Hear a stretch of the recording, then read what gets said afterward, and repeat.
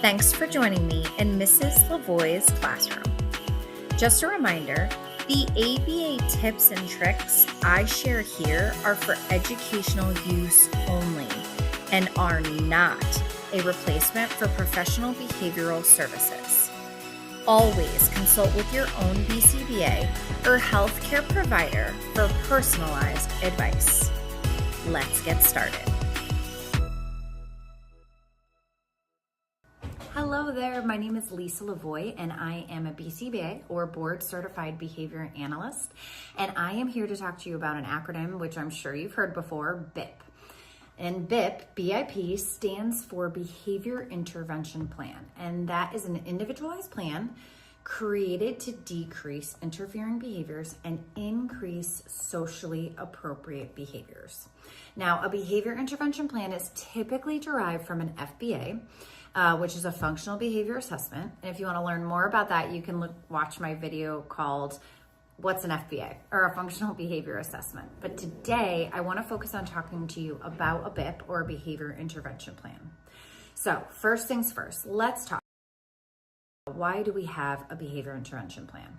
Well, the reason you have a behavior intervention plan is because we want to, one, be proactive. We want to prevent challenging behaviors by changing the environment or the way we deliver instruction. Two, we want to encourage skill building. We want to teach students the skills they need to be successful and to manage their own behavior. Three, we want consistency. So we want to provide a clear and consistent approach for everyone involved with that individual. It's just ensuring that everyone is working towards the same goal. If we are not responding in the same way, unfortunately what happens is we unintentionally reinforce behaviors that we don't want to reinforce. And when there's reinforcement, behaviors increase. So that's why consistency is super important. Four, we want to increase independence. Our goal is to help students gain more self-control and independence by learning how to manage their emotions and their behaviors, so eventually they don't need us. The goal is to decrease services so that children can be independent. Now I want to talk to you about the key components of a BIP, or behavior plan. So typically what's in them is description of the problem behavior, right? That's telling you what behaviors that we're looking at, what behaviors you should be aware of. So it'll have a clear, detailed definition of the behavior that's interfering with the learning or their safety, okay? So it's gonna say, for example, student engages in aggression. Aggression can include any instance or attempt to hit, kick, bite, okay? Use their body with force against another person. Might give you some examples and non-examples.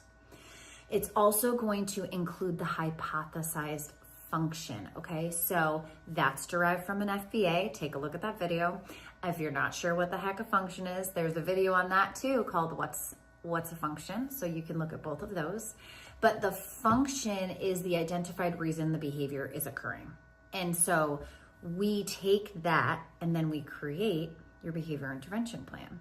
So we then put in something called antecedent strategies. Those are those proactive strategies that we are making modifications to the environment or the instruction to prevent the behavior from occurring in the first place.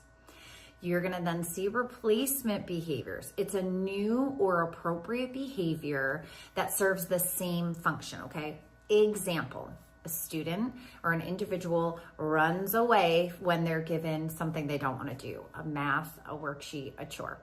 So we are going to teach that individual to ask for a break instead of running away. So running away gets escape, asking for a break gets escape. They serve the same function, but one is not really appropriate and one is way more appropriate. Consequence strategies. So consequence, don't be confused with punishment. Consequence is what happens right after a behavior occurs. And so this is how and when to reinforce the desired behavior and to address behaviors when they occur. Okay, it's going to tell you what to do when the behavior occurs, whether it's positive or negative. It's definitely also going to tell you a data collection method. Data is key to making all decisions. It's what determines whether it's working or whether it's not working. So your data collection is your way to communicate with me or the BCBA who has provided you with the behavior intervention plan. So overall, a behavior plan, an individual plan, right? What's in that plan might not be in a plan for somebody else. It's based off of those functions, which was derived from the FBA, and it's to help decrease behaviors that are interfering with the environment and to increase socially appropriate behaviors. And that's a BIP. Thanks for watching. For more ABA insights, make sure to subscribe and follow. See you next time.